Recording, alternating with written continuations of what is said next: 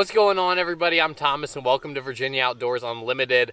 Today I'm going to have a video with a lot of information on how to pick a kayak for waterfowl hunting. The reason I'm putting together this video is because I've seen a lot of people post questions on social media over the last couple years asking, what should I be looking for in a kayak for waterfowl hunting? So I just wanted to go ahead and kind of break down the key specifications and features that I think a waterfowl kayak should have. And I'm going to kind of just put together a list of criteria that I think are important to consider in the buying process, and then talk about how I think you should weigh those criteria. I got two kayaks today that I'm going to be using to demonstrate basically what I'm talking about throughout this video. Right here I have my Old Town Discovery 119. This is my main kayak, and it's a sit inside sort of canoe hybrid. And then here I have a Future Beach Angler 144. This was the first kayak I ever had, bought it off Craigslist, and it's a sit on top kayak. So they're two pretty different kayaks, and I'm going to be kind of comparing and contrasting to show y'all exactly what I'm talking about.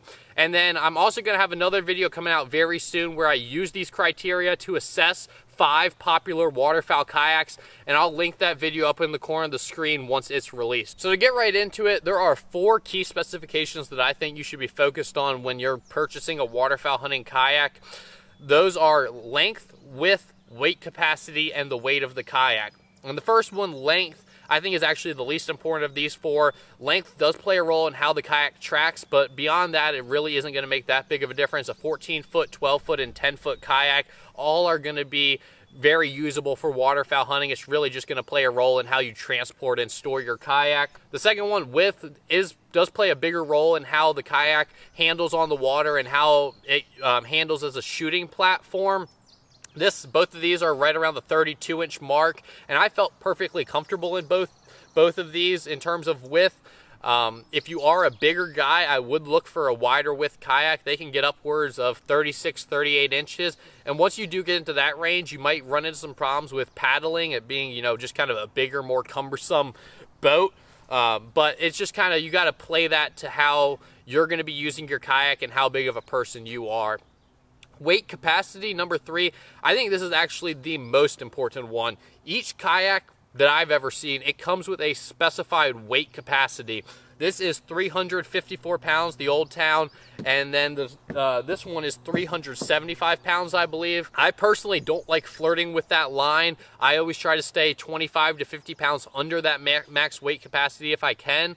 But some things to think about: if you're going to be hunting with a dog, that's probably another 50 to 100 pounds of weight. If you're going to be using a lot of decoys, definitely something to keep in mind. And then again, if you're a bigger or smaller guy, you have to kind of tailor that to your size. So I get away with 354 pounds. I don't love only 350 pounds. Again, you can get up to 500, 550 pounds, and I would feel more comfortable using a kayak with higher weight capacity. But for me, I don't use a ton of decoys. I don't bring a dog in my kayak, so I can definitely get away with this. And having a lower weight capacity typically means you're going to have a lower overall weight. That's that 4th specification, and this one is, I'd say, really most important for how your kayak is going to be handling out of the water. This kayak, I love it because I can drag it pretty much anywhere I want to. Dragging that thing a mile, 2 miles really isn't that big of a deal. It weighs 56 pounds. The Angler 144 weighs right about 75 pounds, and that extra 20 pounds really can make a difference in quite a few situations. If you're going to be lifting your kayak up a lot to put it on roof racks or something like that, again, going to be something you definitely should be thinking about. So now we'll get into the features that I think are important for a waterfowling kayak. This list is going to be a little bit more diverse. Kayak manufacturers have a bunch of different features and different kayaks, and they always seem to be adding new features. But I'm just going to kind of show y'all the different features on these kayaks, what I think is more important, less important, and break it down like that. First off, we're going to talk about dry storage. These kayaks definitely differ in that regard. Here on the Angler 144, you have a front hatch. It's a removable lid, and because this is a sit on top kayak, there is basically, it floats because there's an air compartment inside of it. You sit on top of the kayak, but there's a hollow chamber throughout the kayak. So you can fit quite a bit of stuff up in here in the front of the kayak, and it'll stay dry for the most part. You know, if you roll the kayak or something like that, probably gonna get wet. But for the most part, this stuff will stay out of the rain, out of, you know, any waves that come splashing over the top of the kayak. With the sit inside kayak style, you're not gonna have that dry storage for the most part. The Discovery 119, no dry storage. If you want to keep something dry, if it's going to be raining or you're going to be paddling through some water that might be a little choppy, you're going to want to have a dry bag in this thing. To continue touching on storage, we're going to talk about kind of the rear tank well. On the sitting on top here, you have basically a tank well. It's kind of just a formed area that isn't the whole back of the kayak. It's just a kind of rectangular area. That's what I've seen is most common with sit on top kayaks. And the larger the tank well, the better in my opinion. But on the sit inside kayak here, basically everywhere rear of the seat is going to be a tank well. You know, it's kind of that canoe style, so you're going to have a lot more space back here. And definitely I like that more about the sit inside kayak, that you have more space behind the seat. This thing, I could fit maybe a dozen decoys back here, plus like my blind bag and my gun case, versus I can get almost 2 dozen decoys back here, plus blind bag, plus gun case. So advantage to the sit on top in that regard. The feature that's probably most important with how comfortable you're going to be in your kayak is the seat. And right here you can see there's a big difference in the seat, because the Angler 144 has no seat at all, and the Old Town has one. The Angler 144, I broke the seat out of that, but I really like the Old Town's seat design. It's very comfortable. You have that folding backrest, so it allows for easy storage, and you know, having that basically padded butt pad makes it, I've never got uncomfortable in this kayak. I guess that's the best way to put it.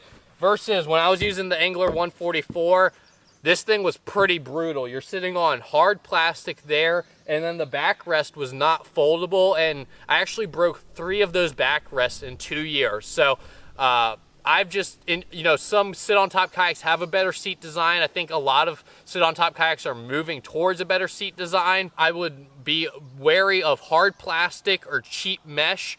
Those seem to be the types that either break or rip really easily. Another feature that's going to be pretty important for how comfortable you are in the kayak is how your foot pedals or foot pegs, or just how basically your foot situation is set up. Again, pretty different between these two kayaks. The Old Town has a foot pedal style, and I absolutely love this foot pedal style. It's adjustable. You can pull them all the way kind of to the front. When I'm laying out of the kayak, I do that so that, you know, they're not kind of pushed up where my feet are going to be, and they're completely out of the way. But then when I'm paddling, I push them all the way to the end, and it gives me good leverage to paddle with. On the other hand, the Angler 144 has the kind of molded plastic foot area. It's basically just adjustable to however long your legs are, but you don't adjust anything about it. And it's not bad. It's not the most comfortable. I don't think it even gets close to the usability of the foot pedals in terms of how those are adjustable and everything. But you know, it's not the most important thing in my mind when evaluating a kayak. I'd much rather have a better seat and have, you know, just the molded styles than have a bad seat and good foot pedals. I definitely think the seating is much more important. Next feature that we're going to talk about is the drainage of the kayak. Another big difference between these two, and definitely advantage to the sit on top on this one. The Old Town, there is really no way to drain out this kayak except for flipping it over. You don't have a drainage plug, you don't have scupper plugs, nothing like that. So if it's raining, really inconvenient to try and drain out this kayak. You got to take all the gear out, roll it over on its side, or roll it all the way over to get all that water out. Versus the Angler 144 here, you have scupper plugs on this kayak. Pretty much at most sit-on-top kayaks I've ever seen have scupper plugs, whether that be 2, 4, or 6 scupper plugs. This kayak has 6 scupper plugs, and those can be a little bit of a pain because, you know, losing scupper plugs, that happens from time to time. But it does make it very convenient to drain out this kayak whenever you want to. You can pull, you know, the 2 scupper plugs in the back and drain that area out by itself, or pull 2 in the front and drain that area out by itself. And then also you have a drain plug on this kayak. I broke or lost the actual plug for it, But if you do get water inside the kind of air compartment, that's an easy way to drain that out. The last couple features I like to have on a kayak are solid handles and bungee cords. And the reason I left these at the end is because you can kind of adjust these in a lot of situations. If your kayak doesn't come with bungee cords, you can probably put them on, and a lot of times you can swap out the handles for better handles. The Discovery has roto-molded handles, so the handles are molded into the plastic. They are not going to break. You can basically hook up whatever you want to them and drag.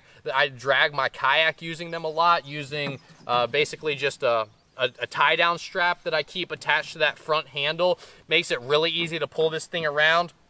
Versus the Angler 144 has these kind of, I don't know, strap handles. They're just made of rope or some sort of material here.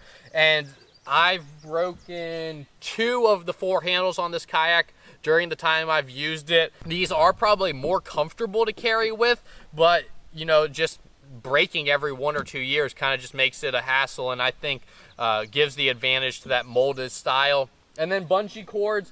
Old Town, no bungee cords on it anywhere. I'd really love if they had, you know, a set of bungee cords going across the back there so that you could hold down gear. If you're putting in decoys or stuff, having just that bungee cord allows you to pile some on top and for them to still stay secure. The Angler 144 had bungee cords all around it. It actually had bungee cords across the back, and then you could see them along the sides here. They do deteriorate over time. You know, every year it seemed like I was breaking at least one of the cords, and the back ones are gone now. I'm not sure what happened to them, but I really like it, you know, on the sides here, securing your paddles. I would, you know, when I would anchor up, I could clip that anchor onto the bungee cords and kind of slide it wherever I wanted. The biggest area where I think they're important, though, is that rear area, that rear tank well, to help hold down just a little bit more gear. But that's all I got for my waterfowl kayak buying criteria. If you think I left something out of the list, I'd really appreciate if you leave in the comment section down below. I definitely might have, you know, overlooked some different things that other people find more important, given that I hunt a pretty specific style when it comes to the kayak. And if you guys enjoyed this video and you want to see more kayak videos like this, I'm going to have some kayak waterfowl hunts coming out here before too long. I'd really appreciate if you click that subscribe button so that you don't miss out on any of those future videos. Hope everybody out there is staying safe. God bless, and thanks for watching.